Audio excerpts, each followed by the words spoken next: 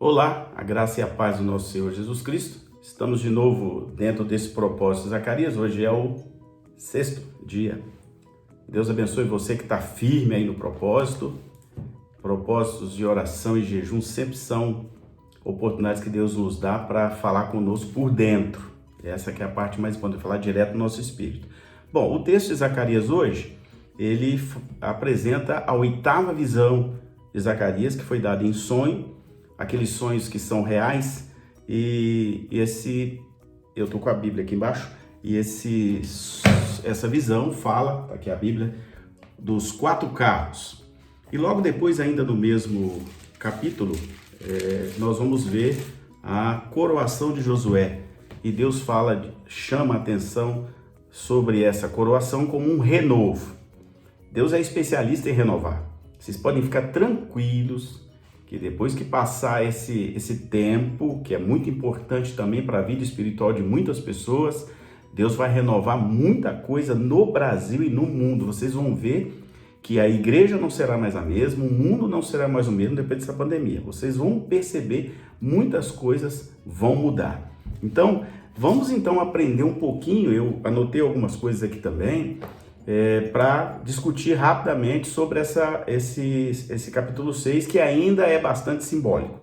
Então vamos lá. Tem a visão aí dos carros, ou das carruagens, tá? do versículo 1 até o 8. Essa visão completa a série de visões de Zacarias, que ele teve em uma só noite. Então, numa noite só, Deus resolveu liberar os rolos para ele, né? E conclui a ideia aí do que foi apresentado lá no capítulo 1, né? E significa que o juízo de Deus havia sido decretado naquele tempo, e esses cavalos que aparecem aí são os juízos de Deus, né? Você vai ver que tem cavalo vermelho, cavalo preto, cavalo branco e cavalo baio. Então, cavalo vermelho é guerra, tá? Cavalo preto são as calamidades que Deus liberou e ainda continua liberando nos dias atuais. Os brancos são as vitórias e as alegrias que viriam, né, depois de todo esse juízo de Deus. E os baios significam pragas e pestes. Estamos vivendo exatamente esse cavalo baio aí nesse tempo. E aí estão as explicações a respeito desses cavalos, né? Então, os 4 cavalos são os poderes, né, que Deus libera para fazer o juízo dele. Então, são agentes divinos, agentes de Deus, que Deus, ele mesmo usa. Outra coisa importante é que ele fala entre os 2 montes, e eu tenho estudado bastante sobre Jerusalém, em razão da visão de Melquisedeque, que era aquele reino de Salém, que fica assim um pouquinho abaixo de onde está hoje o platô da cidade de Jerusalém. Inclusive estão fazendo escavações lá, já acharam o lugar onde fazia os sacrifícios, esse sacerdote, já acharam outras coisas importantes significando onde derramava o óleo, um altar muito parecido com o altar que Deus depois vai entregar para Moisés lá à frente. Mas isso a gente pode dar um estudo depois sobre isso aí também, que é bastante interessante. Muito bem, esses 2 montes que também são citados aí, por inferência, é o Monte Moriá e o Monte das Oliveiras, né? E esses carros estavam correndo exatamente no vale de Josafá, tá? Só para a gente fazer uma contextualização bíblica aí. Que saem de onde perante o Senhor. Então, cada um deles sai por vontade de Deus, com uma definição de Deus. Também fala aí que fazem repousar o meu espírito na terra do norte. Quer dizer, a ira de Deus foi aquietada na terra do norte, ou Babilônia. A Babilônia, onde eles ficaram escravizados por muito tempo, tá? Muito bem. Outra coisa importante, vai falar aí desse texto, no capítulo 6 ainda, que é o que nós estamos vendo, ele fala de montes de bronze, né? Então significando também aí o portão do céu, né? Que de onde saíam esses juízos de Deus, né? Esse vento em hebraico, no hebraico original, significa espírito, tá? Né? Toda vez que você, né? Tanto que em algum texto vai falar assim: ninguém sabe de onde vem, ninguém sabe para onde ele vai. Então, vento, quando citado na Bíblia, normalmente significando o espírito, tá? Então, provavelmente essa palavra aí, vento, está significando exatamente espírito também. Uma outra coisa importante para dizer é que há o renovo. Isso é muito importante nesse ponto, que Deus, Ele mesmo, gera o renovo através da coroação de Josué, está a partir do verso 9, ó. Então, ele fala de renovo, ele renova com prata, ouro, coroa, manda coroar Josué, filho de Josadaque, como sumo sacerdote, ou seja, ele renova todas as coisas e renova também o seu sacerdote, que é o que também vai acontecer agora com esse período aí da pandemia. Você vai ver muito sacerdote famoso cair, gente que você nunca ouvia falar sendo levantado por Deus, tá? Pode preparar, você vai ver. Nós estamos vivendo, na verdade, um período de pré-arrebatamento. Eu tenho falado isso aqui, talvez vocês não estão prestando atenção, né? Pré é uma preparação para aquilo que ainda vai vir. Estamos já no tempo das dores, tá? Outra coisa, ele chama, né, eis aqui o homem cujo nome é renovo, ele brotará no seu lugar e edificará o templo. Então, Deus renova e reedifica bem o que ele está fazendo hoje. Então, observa que nesse propósito de 14 dias, o que Deus está fazendo? Renovando e nos reestruturando. Se você, meu querido, não está entendendo o que está acontecendo, eu sinto muito, mas é o que Deus está fazendo, tá? Então, assim, nem todo mundo é preparado para esse tipo de propósito. Às vezes eles estão, muita gente entra no propósito e não entende o propósito. Aqui, querido, é Deus trabalhar por dentro. Se você não abrir a sua mente, não abrir o seu coração para Deus entrar dentro de você e te transformar de dentro para fora, o propósito foi em vão. Ele serviu mais para te ajudar a aprender, mas o aprendizado vem de dentro para fora. Então aqui, ó, tá muito claro que Deus é quem nos renova. E ele propõe renovo, e é o que ele vai fazer nesse tempo. Vocês podem anotar o que eu estou falando, tá? E quem edifica, né, eu estou lendo a Bíblia, está aqui embaixo, quem edifica é o próprio Deus. Ele vai edificar e reedificar o templo e dominará, tá? Através do teu trono, reinará através do sacerdote. Aqui também há uma visão, a gente chama isso de tipologia bíblica, entre esse sacerdote Josué e Jesus, tanto que o nome é bem parecido, ó, Joshua, né? Então, aqui é o paralelo, ó, reinará eternamente, reinará com juízo, tá? Ele será estruturado no templo, isso é Jesus também, aqui é uma tipologia bíblica apontando para o Messias lá na frente, que ainda viria, né? Por isso que Zacarias é chamado um profeta messiânico também. Então, ele fala aqui ainda que os que estão longe virão e ajudarão a edificar o templo. Aqui é uma visão profética de que Deus providenciaria um ajuntamento de novo da nação hebraica para reconstruir o templo. Isso realmente aconteceu. E sucederá, e ele aqui de novo faz aquele pequeno detalhe: se ouvirdes a voz do Senhor de maneira diligente, como vosso Deus, aí ele fará tudo isso e muito mais. Então, quem nos renova? Deus. Ele, quem edifica o templo dele dentro de nós? Deus, tá? Então, ele é quem faz tudo isso. Então, meu querido, é só para deixar aí essa palavra, né? Muito importante. Não sei se eu esqueci alguma coisa de tudo que eu anotei, mas eu acredito que sim. Só lembrar que há uma tipologia também da ordem de Melquisedeque nesse texto, tá? Quando ele faz um comparativo, né? Ele será rei sacerdote, os conceitos aí de permanência, de segurança, que eu anotei aqui, e a consumação da expiação. Então está dizendo aí que ele será sacerdote do trono.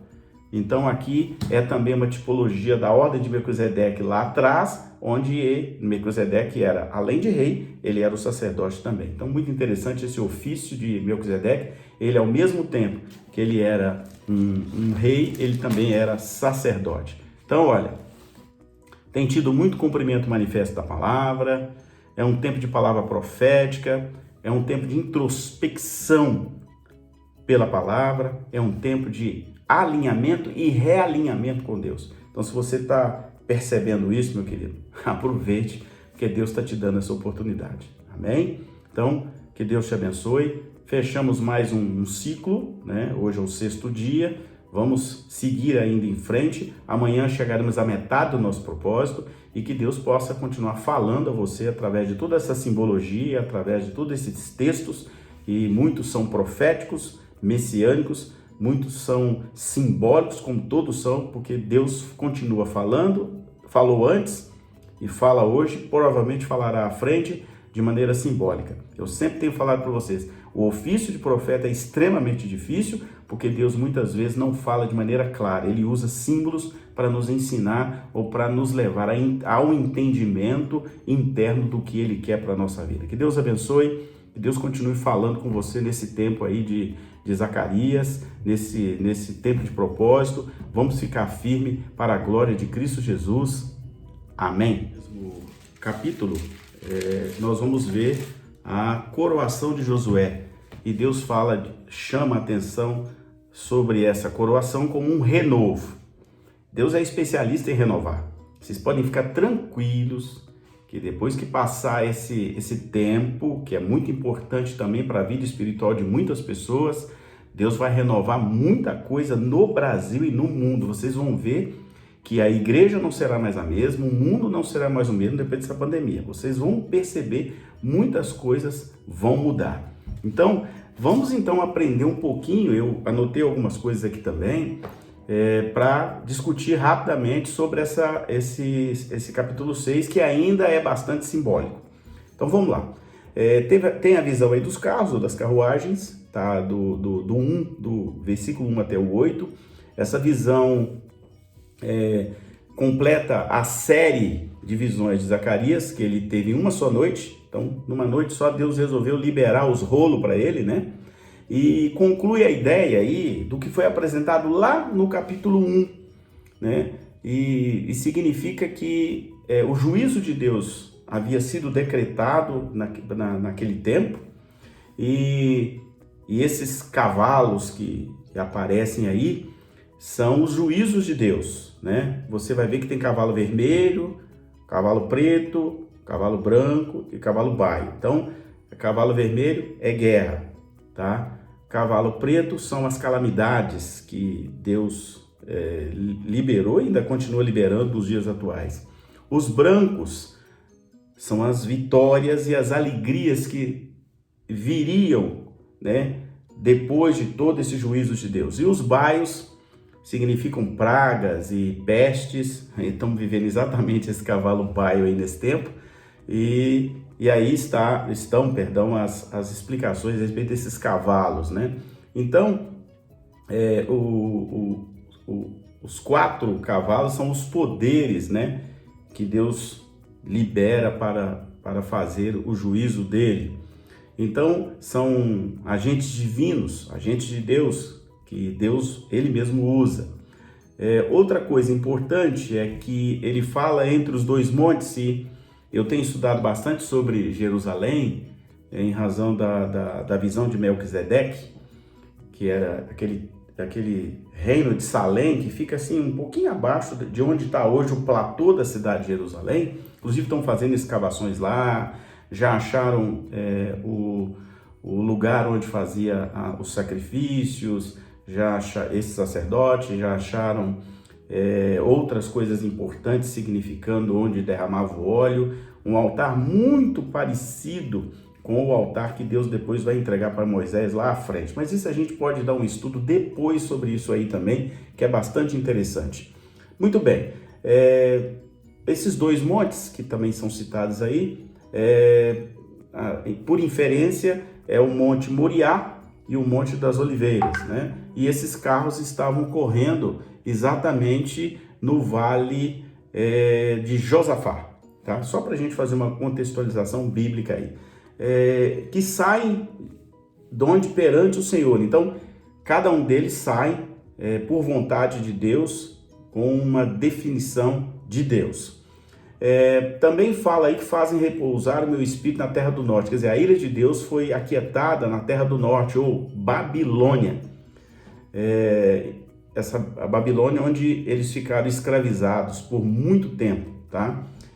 Muito bem. Outra coisa importante, vai falar aí desse texto, no capítulo 6 ainda, que é o que nós estamos vendo, ele fala de montes de bronze, né? Então significando também aí o portão do céu, né? Que de onde saíam esses juízos de Deus, né? Vento em hebraico, no hebraico original, significa espírito, tá? Né? Toda vez que você, né?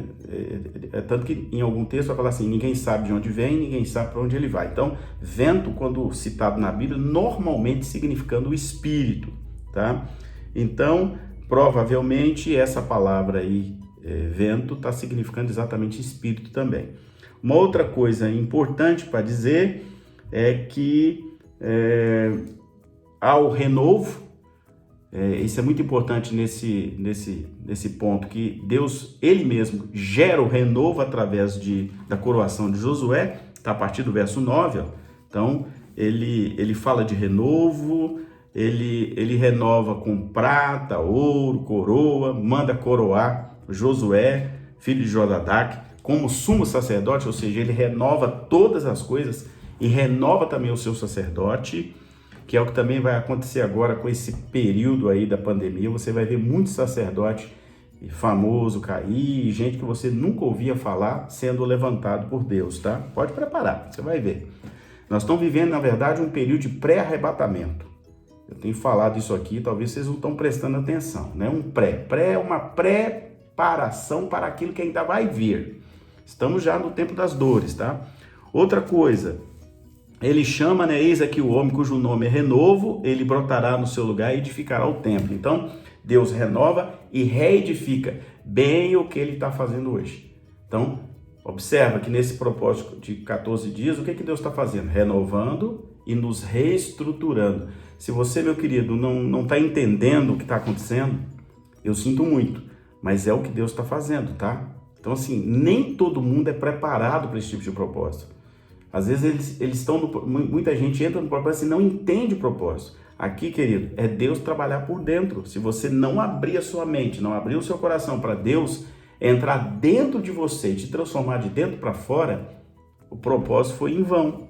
Ele serviu mais para te ajudar a aprender, mas o aprendizado vem de dentro para fora. Então aqui, ó, tá muito claro que Deus é quem nos renova. E ele propõe renovo, e é o que ele vai fazer nesse tempo. Vocês podem anotar o que eu estou falando, tá? E quem edifica, né, eu estou lendo a Bíblia, está aqui embaixo, quem edifica é o próprio Deus. Ele vai edificar e reedificar o templo e dominará, tá? Através do teu trono, reinará através do sacerdote. Aqui também há uma visão, a gente chama isso de tipologia bíblica, entre esse sacerdote, Josué, e Jesus. Tanto que o nome é bem parecido, ó, Joshua, né? Então, aqui é o paralelo, ó, reinará eternamente, reinará com juízo, tá? Ele será estruturado no templo, isso é Jesus também. Aqui é uma tipologia bíblica apontando para o Messias lá na frente, que ainda viria, né? Por isso que Zacarias é chamado um profeta messiânico também. Então, ele fala aqui ainda que os que estão longe virão e ajudarão a edificar o templo. Aqui é uma visão profética de que Deus providenciaria um ajuntamento de novo da nação hebraica para reconstruir o templo. Isso realmente aconteceu. E sucederá, e ele aqui de novo faz aquele pequeno detalhe: se ouvirdes a voz do Senhor de maneira diligente, como vosso Deus, aí ele fará tudo isso e muito mais. Então, quem nos renova? Deus. Ele, quem edifica o templo dele dentro de nós? Deus, tá? Então, ele é quem faz tudo isso. Então, meu querido, é só para deixar aí essa palavra, né? Muito importante. Não sei se eu esqueci alguma coisa de tudo que eu anotei, mas eu acredito que sim. Sim. Só lembrar que há uma tipologia também da ordem de Melquisedeque nesse texto, tá? Quando ele faz um comparativo, né? Ele será rei sacerdote, os conceitos aí de permanência, de segurança, que eu anotei aqui, e a consumação da expiação. Então está dizendo aí que ele será sacerdote do trono. Então aqui é também uma tipologia da ordem de Melquisedeque lá atrás, onde Melquisedeque era, além de rei, ele era o sacerdote também. Então muito interessante esse ofício de Melquisedeque. Ele, ao mesmo tempo que ele era um rei, ele também era sacerdote. Então olha, tem tido muito cumprimento manifesto da palavra, é um tempo de palavra profética, é um tempo de introspecção pela palavra, é um tempo de alinhamento e realinhamento com Deus. Então, se você está percebendo isso, meu querido, aproveite, porque Deus está te dando essa oportunidade. Amém? Então, que Deus te abençoe. Fechamos mais um ciclo, né? Hoje é o 6º dia. Vamos seguir ainda em frente. Amanhã chegaremos à metade do nosso propósito e que Deus possa continuar falando a você através de toda essa simbologia, através de todos esses textos, e muitos são proféticos, messiânicos, muitos são simbólicos, como todos são, porque Deus continua falando, falou antes e fala hoje, provavelmente falará à frente de maneira simbólica. Eu sempre tenho falado para vocês, o ofício de profeta é extremamente difícil, porque Deus muitas vezes não fala de maneira clara, ele usa símbolos para nos ensinar ou para nos levar ao entendimento interno do que ele quer para a nossa vida. Que Deus abençoe, que Deus continue falando com você nesse tempo aí de Zacarias, nesse tempo de propósito. Vamos ficar firme para a glória de Cristo Jesus. Amém.